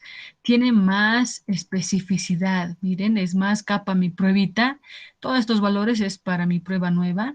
Es más capa mi pruebita para identificar a los verdaderos sanos. Porque me he equivocado bien poquito aquí, ¿no? Solo en 3 pacientes como falsos negativos. Mi valor predictivo positivo es cuando voy a ver todos mis valores predictivos, los voy a calcular en relación a las filas, ¿ya? O sea, cuadrante principal sobre el total, cuadrante principal sobre el total, ¿ya? Miren, para el positivo hago en la primera fila. Entonces aquí le voy a poner cuadrante principal, que sería 50, entre el total por 100. El valor predictivo positivo es 94. Ahí veremos su valor predictivo negativo. Entonces, en esta fila me ubico y es cuadrante principal entre total por 100, ¿no? Pues miren, ¿qué significan los valores predictivos? Esto es cuando ya veo el resultado. Estoy frente al reporte del laboratorio de mi prueba X y digo, mi prueba X dice que el 94% tiene la enfermedad, ¿no? Pero ¿qué puede ser? Que en el 6% esto sea un falso positivo, ¿no? ¿Y qué me dice si mi prueba es negativa? Me dice mi reporte es negativo. Yo le creo en el 95% porque hay una posibilidad del 5% de que sea un falso negativo, ¿ya? Eso me dice estos valores predictivos.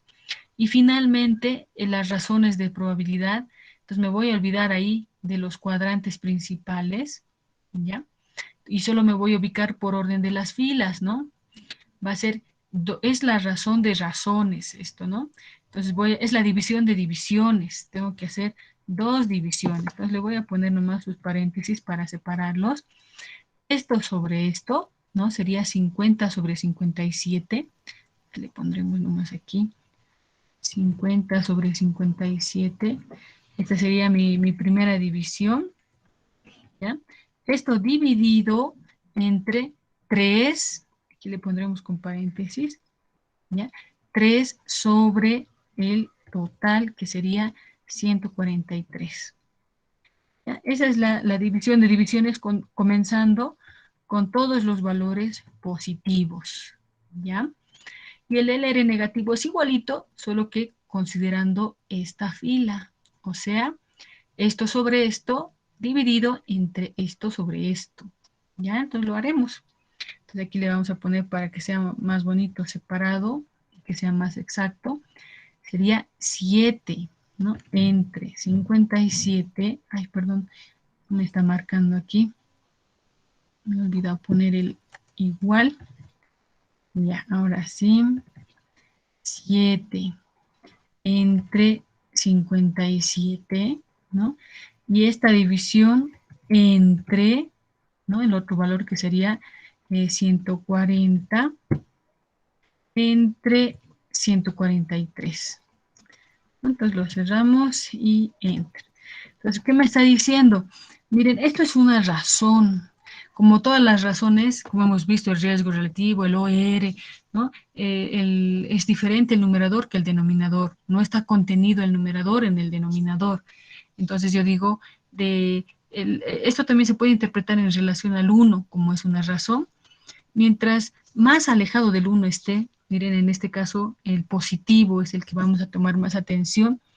Se dice que si está entre 1 y 5 o entre 0.5 y 1, o sea, más cerquita del 1, en este caso, hay cambios pequeños, diremos, ¿ya? Si voy de 5 a 10, hay cambios grandes. Si va de 10 a más, como en este caso 41, hay cambios importantes. Entonces, yo puedo decir que esta es una buena prueba, esta prueba X es una buena prueba para poder hacer este diagnóstico, ¿ya? Entonces, estos son estos parámetros que me pueden ayudar, ¿no? Miren, aquí nuevamente la clave es poner bien los valores, ¿no? Pero lo haremos de forma automática. Entonces, a ver, hemos hecho de forma manual. Aquí están mi tablita, aquí tenemos un ejemplo. Y aquí están todo lo que hemos calculado. Miren, sensibilidad, especificidad, valor predictivo positivo, negativo, razón de verosimilitud positiva y negativa, ¿no? Y aquí nos ha sacado después en otro de los ejemplos estos resultados, ¿no? Pero vamos a ver esto en su tablita. Yo lo ocupo bastante, su tablita de Excel. ¿Por qué? Porque me da, como les decía, hasta los intervalos de confianza, ya se ha descargado, de cada uno de los porcentajes. ¿Ya? Aquí está. Entonces, esta es más completa que la otra no sacaba riesgos relativos, ¿se acuerdan? Miren, aquí, esta es mi tablita. Entonces lo voy a borrar y voy a poner aquí mis valores, ¿no? Entonces aquí, bueno, es 53, 7, 140. A ver, ahí dónde está. Aquí, ¿no? 53, 7 y 140. Mientras he ido poniendo, se ha ido modificando esto, no sé si han notado, y ya me ha calculado los totales, miren, 53, 147, 57, 143, y aquí tengo mis total, ¿no? Mis 200. Aquí me está sacando primero la prevalencia de la enfermedad. ¿Se acuerdan que yo les dije 57 de 200? Esa es la prevalencia de la enfermedad. 57 de 200. O sea, a ver, le calcularemos. ¿Se acuerdan? La prevalencia era una proporción. Le calcularemos. Entonces, va a ser 57 entre 200. Y esto ya lo puedo multiplicar por 100, ¿no? Y me sale que la prevalencia de la enfermedad, que es el gol estándar el que me da, es de 28.5. ¿Ya? Ahí donde está mi otro Excel, aquí está. y él ya me ha sacado que la prevalencia de enfermedad es de 28.5. Y ya le ha sacado sus intervalos, sus límites de los intervalos de confianza, va de 22.4 a 35.38. ¿Ya? Mientras más amplios, más vaga la información, mientras más estrechos, podría decir que he atrapado al valor real entre estos dos valores, ¿no? A ver, vamos a ver los pacientes correctamente diagnosticados. ¿Cuáles son los pacientes correctamente diagnosticados? Nuestros cuadrantes principales, ¿no? Esto ha achuntado con el gol estándar en los positivos y en los negativos. Entonces lo voy a sumar, ¿ya? Yo digo, a ver, 50. Ay, ¿cuál era el más aquí? Aquí está, 50 más 140. Y aquí tengo, estos son mis valores, digamos, correctos, ¿no? Voy a hacer ahora el cálculo de que cuánto me significa 190 de 200, ¿ya? Entonces seguramente es alto aquí, ¿no? Entonces vamos a calcular, a ver, aquí me voy a anotar, ¿no? Entonces vamos a hacerlo por regla de 3, ¿no? Si 200 es el 100%, ¿no? Entonces 190 sería 190 por 100 entre 200, ¿no? Entonces 190 por 100 entre 200. Me sale 95%, que sería la exactitud de la prueba. A ver, vamos a ver si está bien. Y es justamente 95% los pacientes correctamente diagnosticados, y ya me saca con sus intervalos de confianza. Después tenemos sensibilidad, especificidad. Ahora vamos a ver si hemos calculado bien. Sensibilidad 87.72. A nosotros nos ha salido 87. A ver, con 2 decimales le voy a poner toditos estos para que sea igualito. Ahí está. 87.72. Muy bien. Especificidad 97.9. A ver, especificidad 97.9. Valor predictivo positivo 94.34. 94.34 y el negativo 95.24. Y aquí el negativo 95.24. El LR positivo 41.81 y el negativo 0.13, y aquí está 0.13, ¿no? Entonces, en vez de yo haber llenado todo esto y que aquí todavía me falta calcular sus intervalos de confianza, ya lo puedo poner esto en esta calculadora y ya me calcula la información completa, ¿no? Entonces, esto sería el análisis, digamos, para describir la capacidad diagnóstica de una prueba frente a un gol estándar. ¿Se acuerdan que hemos visto en lectura crítica de pruebas diagnósticas la importancia de elegir un buen gol estándar? Imaginen que aquí hubiera escogido otro, todo este cálculo no hubiera sido bueno, o sea, hubiera sido en vano si es que mi gol estándar no era realmente el mejor conocido en ese momento para hacer ese diagnóstico. Si tienen dudas, se puede utilizar 2 gol estándar y comparar esto versus un gol estándar y después hacer otra tablita para el otro gol estándar. ¿Qué estamos haciendo? Midiendo esta prueba con uno y con el otro gol estándar, ¿no? Ahora miren, esto no se termina aquí. Generalmente les decía, esto de las pruebas diagnósticas nosotros lo entendemos como un juego de probabilidades. Resulta que hay una probabilidad pre-test, una después del test, ¿no? Una post-test. Entonces, la probabilidad pre-test es la prevalencia. Si yo estoy pues aquí en Bolivia, en los Yungas, y sé que la prevalencia de tuberculosis o tuberculosis es frecuente, entonces esa idea, ¿no?, epidemiológica es el pretest. Viene un paciente con tos, con fiebre, no sé, tos por más de 15 días con flema, ya tengo rápidamente la idea de que puede tener tuberculosis. De repente ya tengo que la probabilidad de que tenga tuberculosis es del 50%, le hago una vaciloscopía y me sale positivo, o una radiografía, y ya digo, ah, no, este tiene 100% de probabilidad de que tenga tuberculosis, y esa sería mi probabilidad pre, ¿no? La pre-test es del 50%, solo por la clínica y por la epidemiología, y cuando ya hago el examen, mi probabilidad post-test se ha convertido en 100%, ¿no? Pero si estoy en Suecia y viene un paciente con tos por más de 15 días, con fiebre y tiene de repente adenomegalias, no sé, lo último que voy a pensar es que tiene tuberculosis, ¿no? ¿Por qué? Porque en Suecia o en esos países ya no es tan alta la frecuencia de este tipo de enfermedades como aquí. Ellos van a pensar pues, en algún linfoma, en alguna cosa así, ¿no? Entonces, ¿cuál es el mensaje que quiero decirles? Que estas pruebas, en especial los valores predictivos, son sensibles al cambio de la prevalencia. ¿Ya?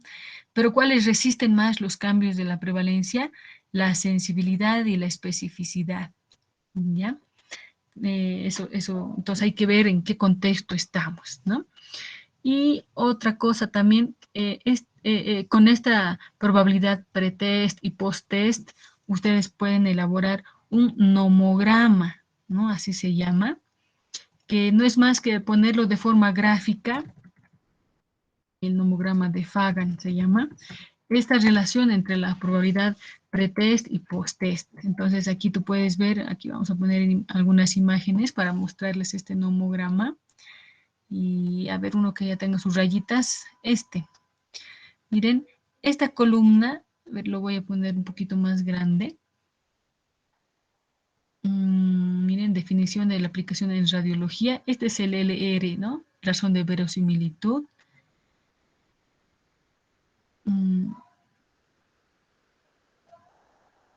A ver, ahí está la fórmula del LR positivo, negativo, lo que les decía más o menos, ¿no? Si es altamente relevante mientras más alejado del 1 esté, ¿no? Ahí, ¿verdad? Es un nomograma. Aquí está. Miren, esta es la probabilidad previa a la prueba. Es la prevalencia que les decía, ¿no? Entonces yo entro siempre, viene un paciente y ya tengo una idea en la cabeza de qué puede ser, ¿no? De acuerdo a la epidemiología. Después, con este tipo de exámenes, calculo mi razón de probabilidad, ¿no? Mi LR positivo, LR negativo, ¿no? Y de acuerdo a eso, yo puedo, si yo trazo una línea, pónganse entre este punto y este punto, ya puedo estimar la probabilidad post-test, posterior a la prueba.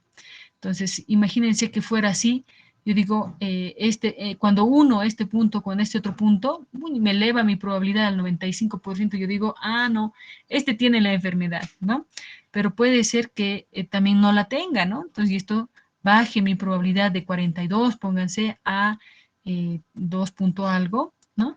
Entonces digo, no, pues, hay mi prueba negativo y digo, no, este no tiene la enfermedad, hay que ver otra probabilidad, ¿no? Entonces, es todo un análisis que se hace a la parte de diagnóstico. Cuando tenemos patologías fáciles de diagnosticar, esto es fácil, ¿no?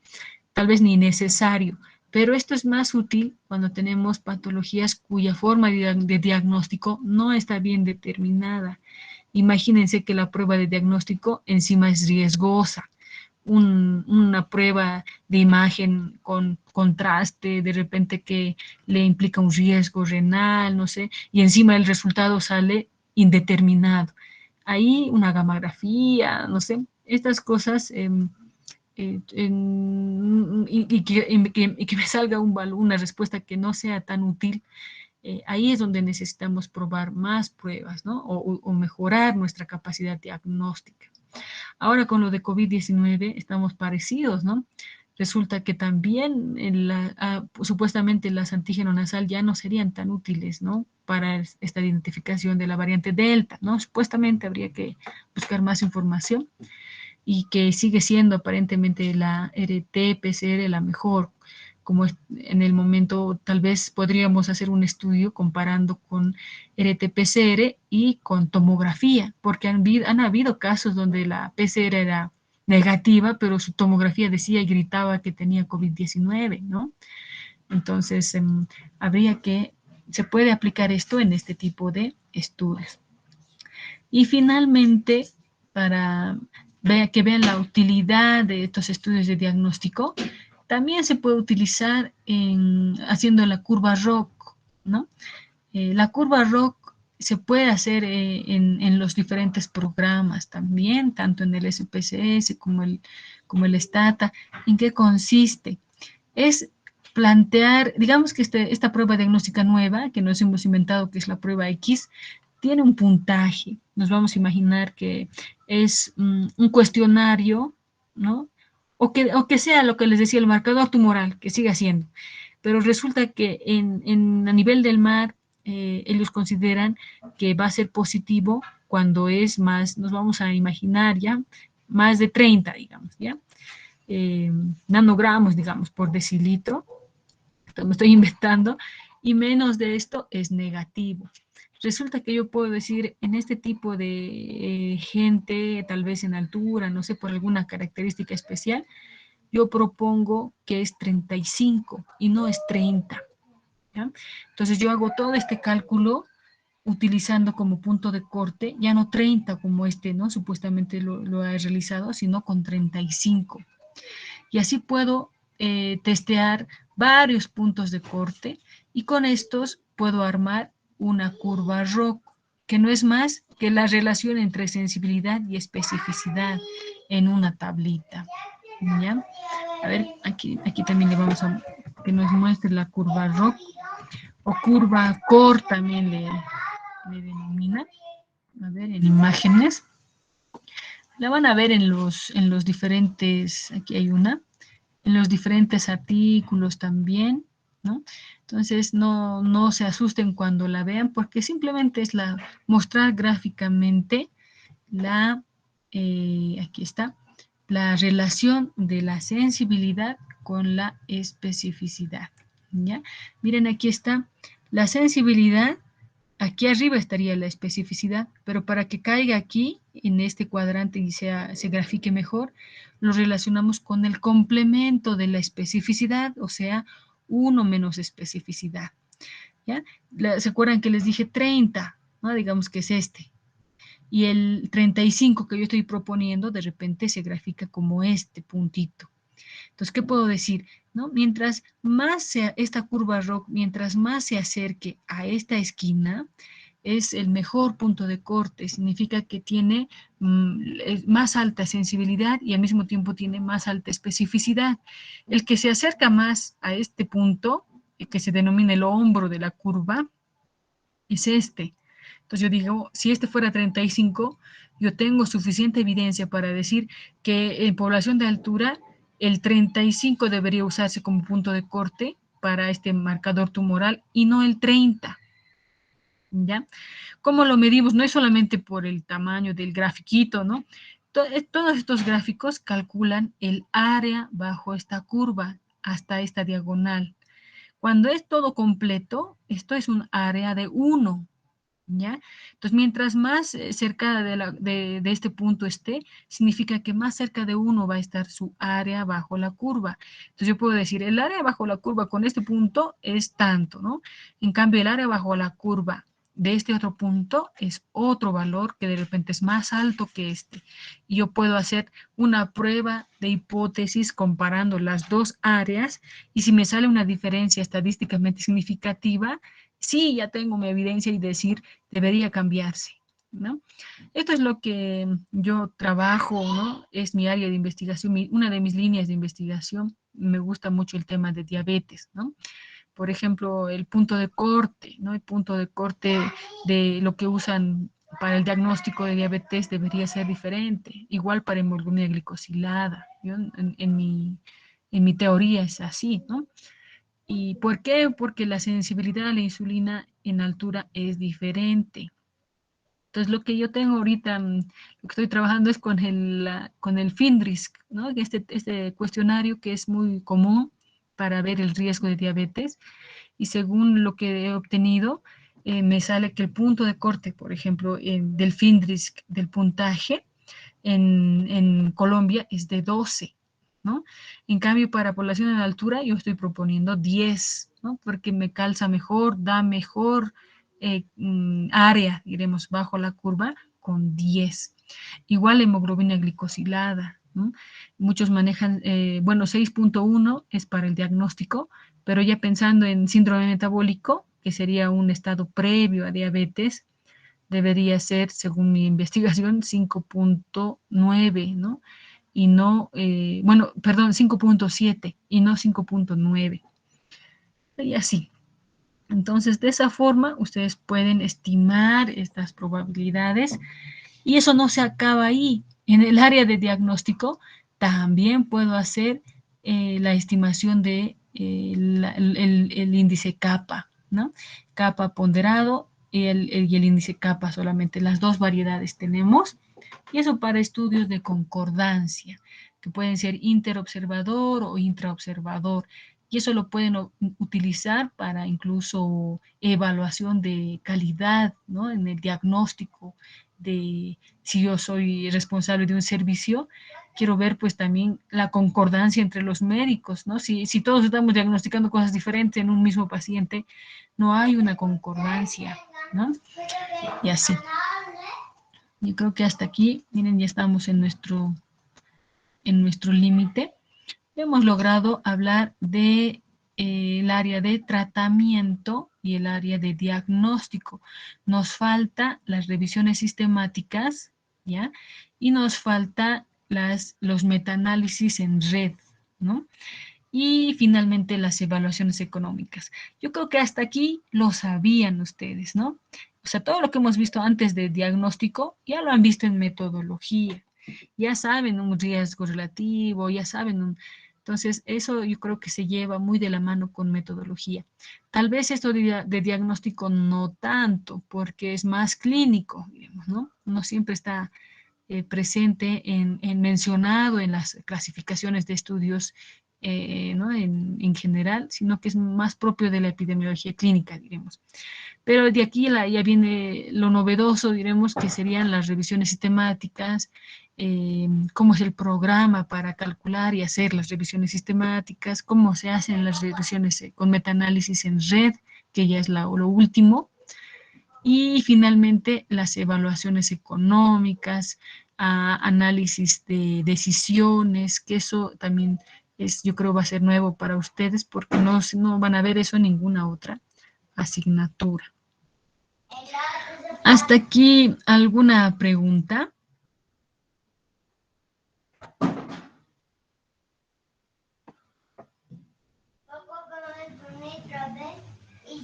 ¿Sí? ¿Alguna pregunta antes de tomar la existencia? No me sale está con mi otra cuenta. Entonces, de aquí nomás les voy a... Entonces, si no hay preguntas, voy a esperar, por favor, unos minutitos, denme para tomar la asistencia. La asistencia del 6 de noviembre. 6 de noviembre, epidemiología clínica. Ya, tengo hasta Janet, después está Julio.